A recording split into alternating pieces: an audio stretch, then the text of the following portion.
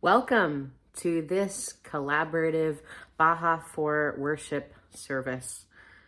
Whenever you are joining us, wherever you are joining us from, you are welcome to bring your whole self here and now.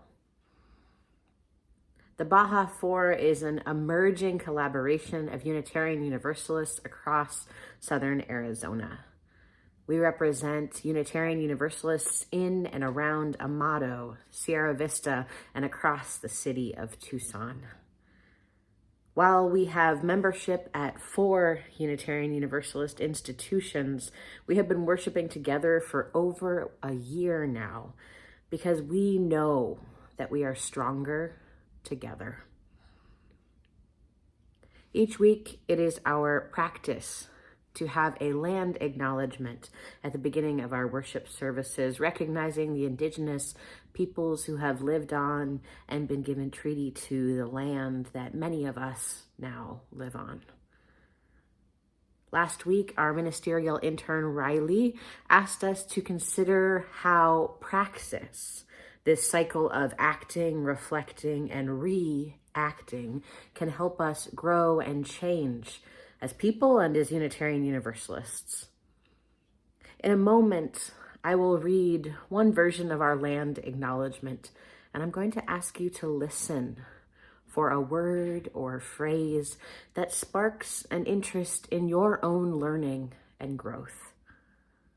I encourage you to carry this word or phrase with you into your week, into your month, to support and encourage your own learning about your indigeneity or your colonizing behaviors and thoughts.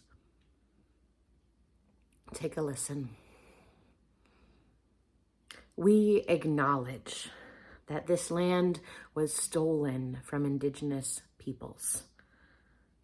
In what is now called Southern Arizona, the displacement, genocide, and theft of land occurred in successive waves of colonization by Spain, Mexico, and the United States. This colonization is still happening. The Chiricahua Apache, Pasquayaqui, O'odham, and Opata peoples are among the indigenous ancestors of this land, and some have been given treaty to this land through forced removal at other locations. All are our neighbors today.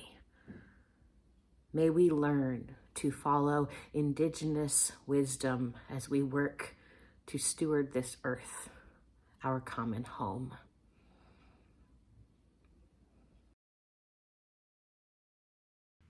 I light our chalice, the symbol of our shared Unitarian Universalist faith, with these words by David Rankin. Dear God, Good Friday is gone, a dark day on the calendar, a time of suffering with more losses than gains and more pain than we thought we could bear. We are tired of crying. We are tired of burying. We are tired of mourning. But Easter is here, and we who survived are prepared for the turning of the year, not to escape the past, but to provide a witness for a brighter future. We are ready for joy. We are ready for love. We are ready for new beginnings.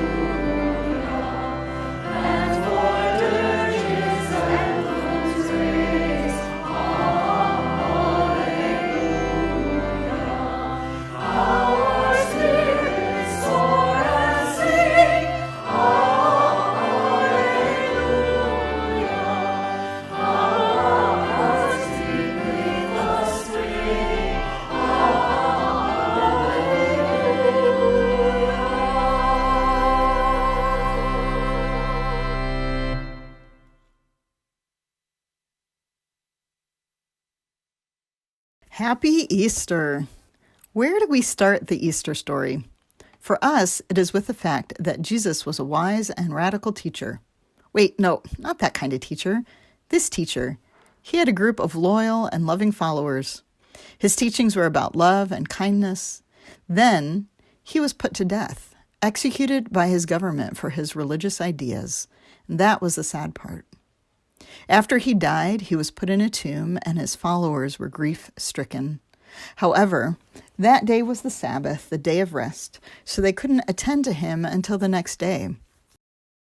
And then, when the Sabbath was over, Mary Magdalene, Mary the mother of James, and Salome brought spices so that they might go and anoint Jesus. And very early on the first day of the week, when the sun had risen, they went to the tomb. They had been saying to one another, "Who will roll away the stone for us from the entrance to the tomb?" And when they looked up, they saw that the stone, which was very large, had already been rolled back. As they entered the tomb, they saw a young man dressed in white robe sitting on the right side, and they were alarmed.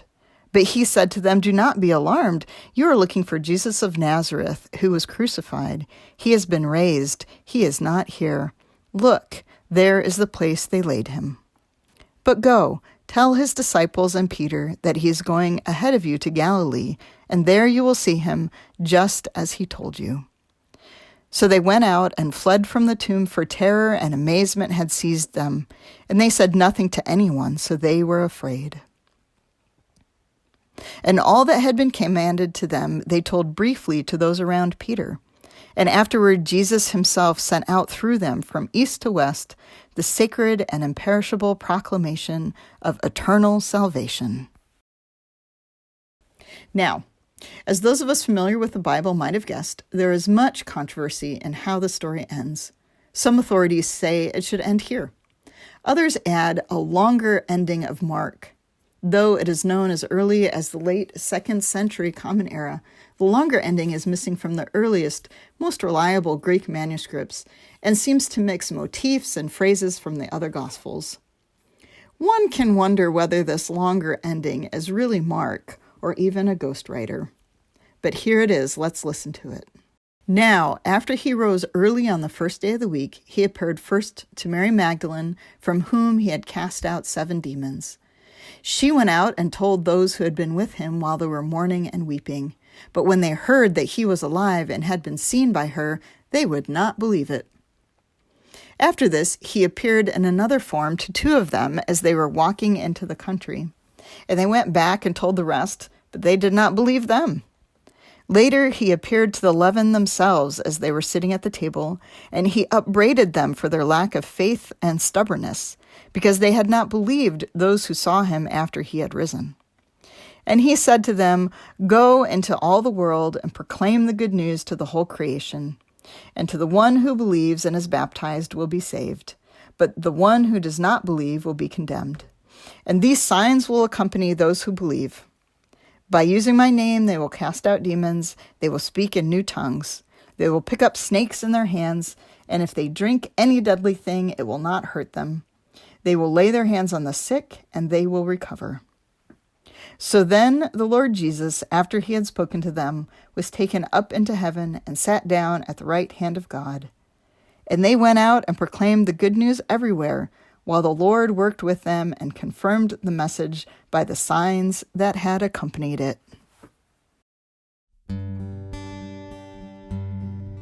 In the bulb there is a flower, in the seed an apple tree, in cocoons a hidden promise, butterflies will soon be free. In the cold and snow of winter, there's a spring that waits to be unrevealed until its season, something God alone can see.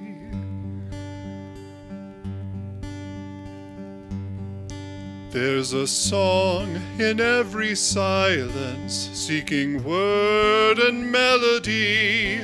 There's a dawn in every darkness, bringing hope to you and me. From the past will come the future, what it holds a mystery. Unrevealed until its season, something God alone can see.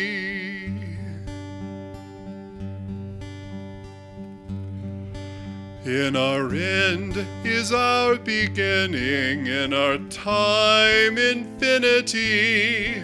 In our doubt there is believing, in our life eternity. In our death the resurrection, at the last a victory. Unrevealed until its season, something God alone can see.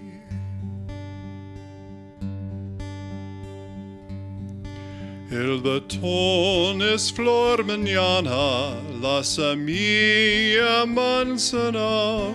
El capullo es promesa, mariposa en libertad. El invierno es primavera, en espera de nacer. Encubierta hasta su tiempo, solo Dios la puede ver.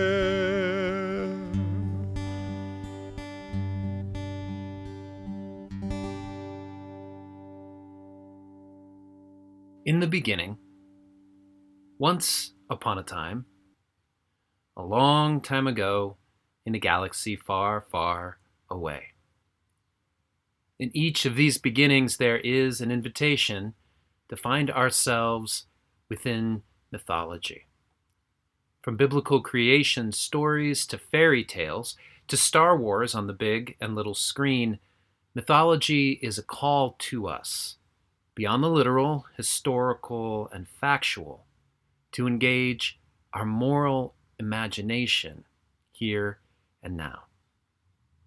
These myths and others have aided me throughout my life to witness the goodness of creation, to trust that there is a path home when I'm feeling alone and lost in life's woods, and to find new hope and resistance in the face of a tyrannical empire. Myths have called to me to see our world anew and offered me renewed ways to be a part of it and to take action. And it is my experience that this most often happens by accident. That is, despite the guidance that myths always offer, well, I don't walk around referencing them. I don't walk around ready to ask, what would Luke Skywalker do when a moment of moral discernment arises? All too often, it's me stumbling over a new challenge and then falling into a myth that has been there all along. And the Easter story, well, that's the same kind of myth. The story that Jamili shared has been a favorite of mine among many stories about Easter for as long as I can remember. Each Easter, this version has come alive in my imagination. The imagery of three women, each who knew and loved Jesus, rising early, going about the usual funeral rites, all while mourning his unjust death on the cross, and all simply because he challenged people to love their enemies. It's vivid for me on Easter mornings. And instead of death, at his tomb, they find a messenger and are questioned, "Why do you seek the living among the dead?" The Reverend John Thomas Cresswell Jr.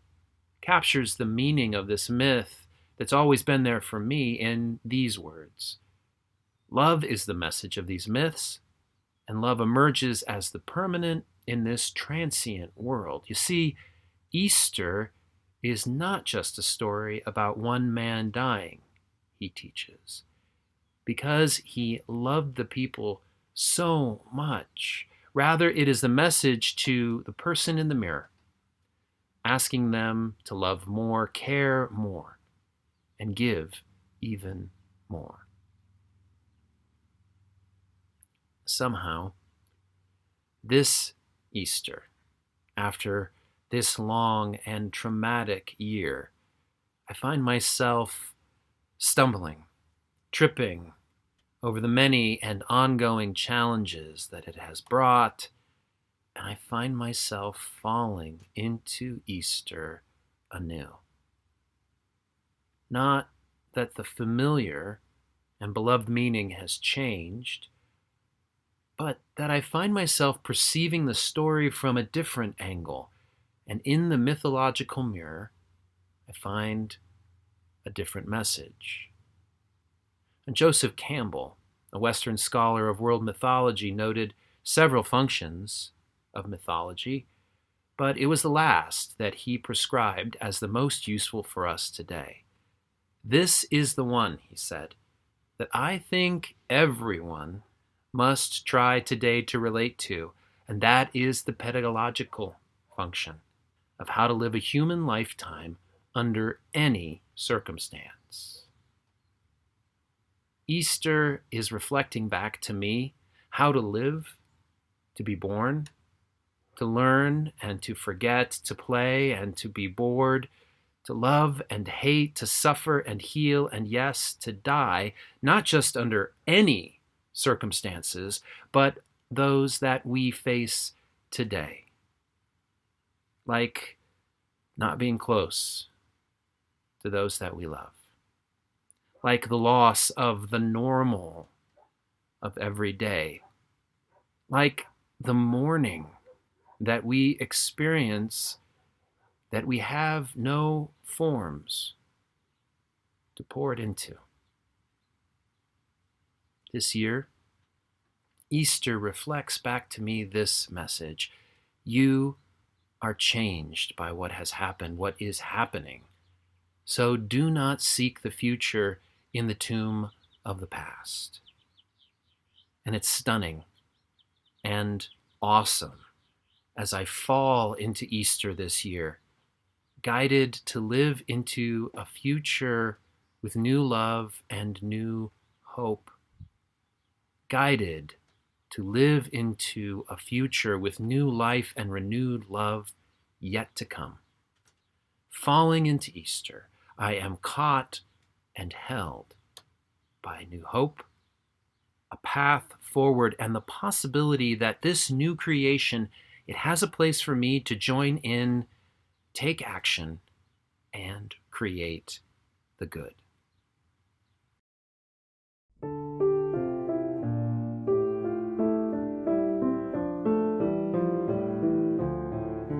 My blood doth rise in the roots of yon oak, her sap doth run in my veins, boundless my soul like the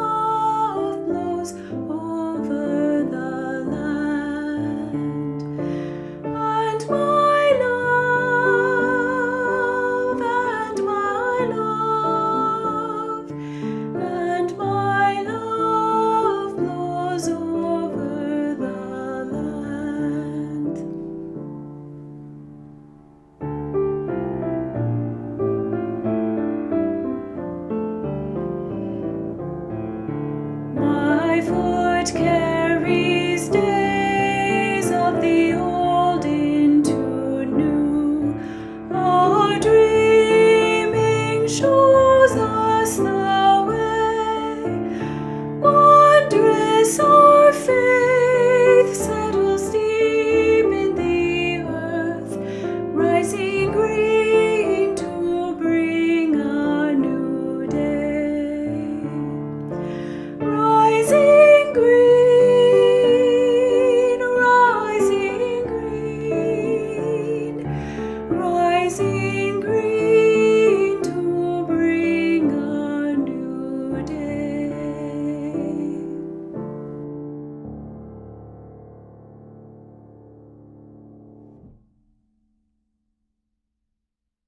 Easter is a myth which helps us reflect on what collective liberation requires of us.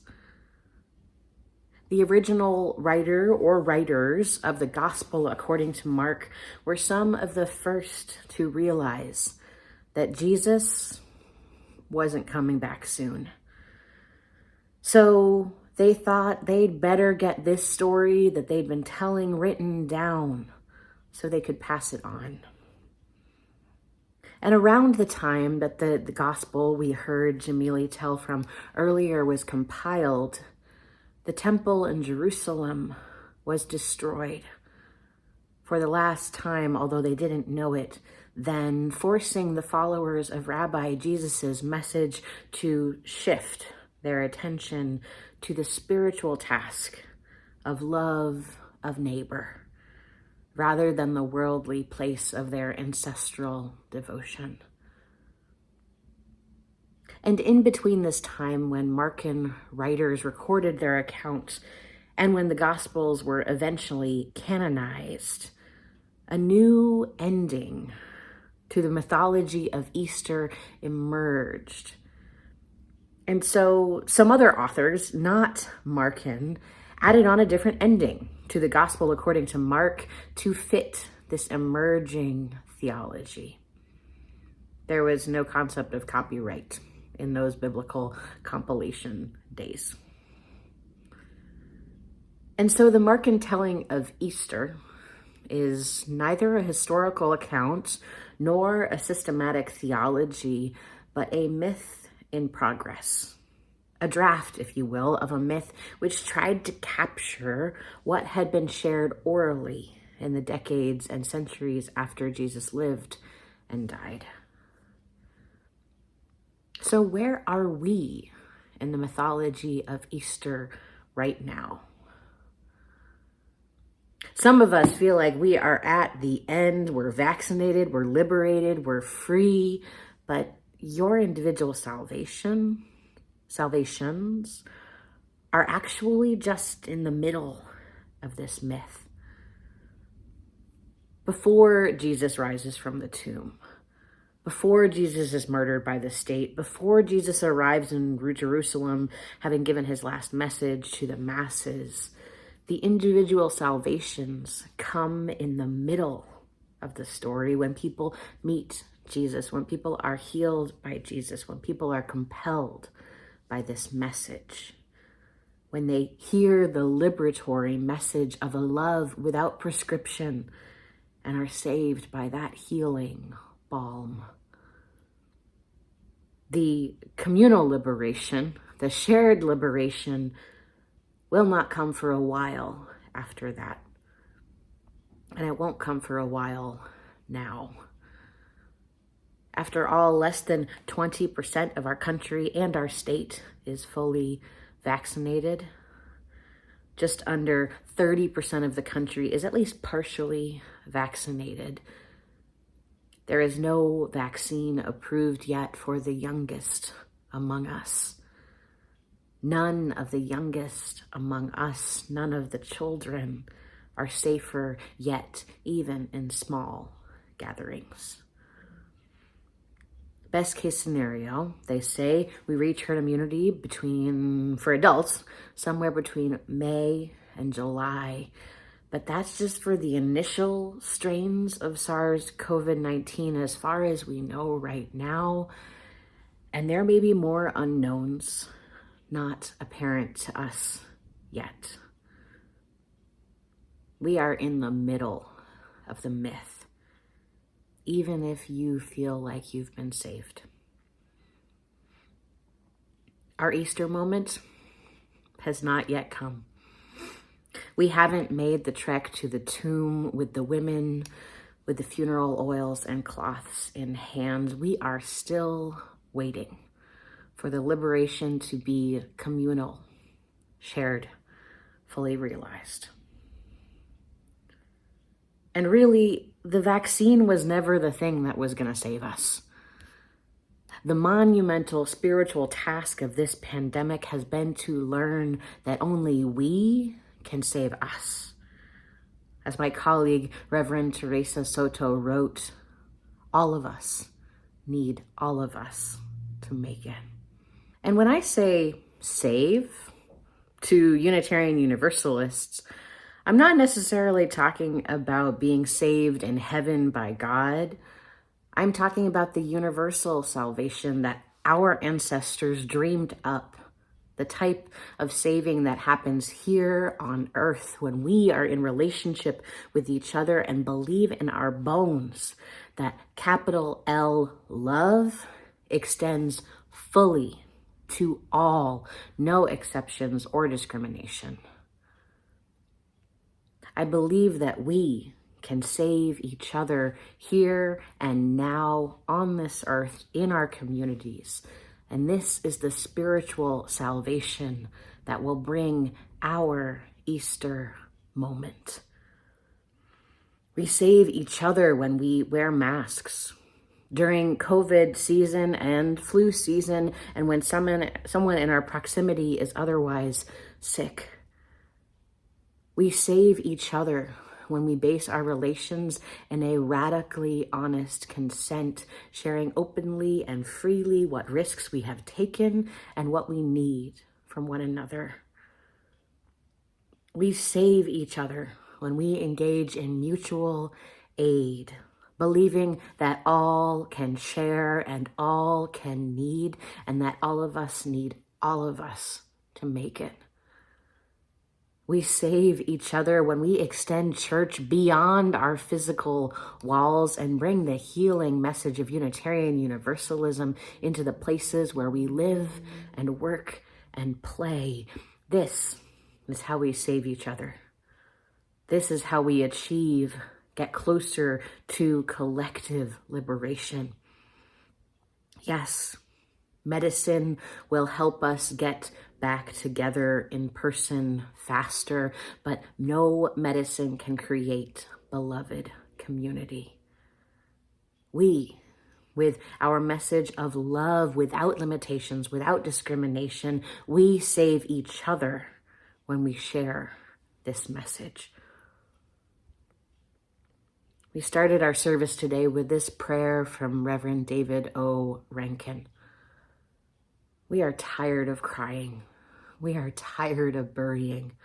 We are tired of mourning.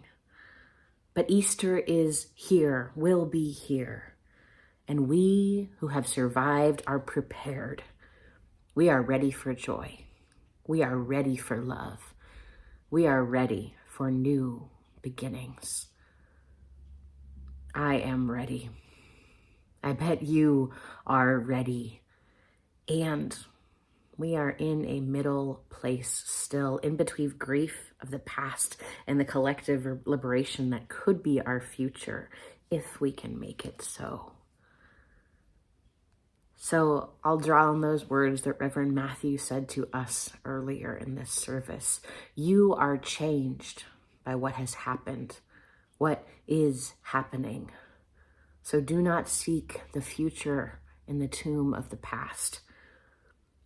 Falling into Easter, we are caught and held by new hope, a path forward, and the possibility that this creation has a place for us to join in, take action, and create good.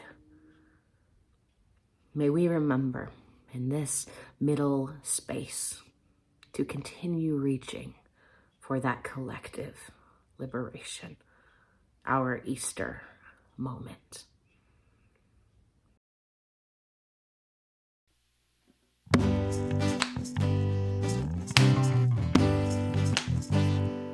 Love will guide us, peace has tried us, hope inside us will lead the way on the road from greed to giving.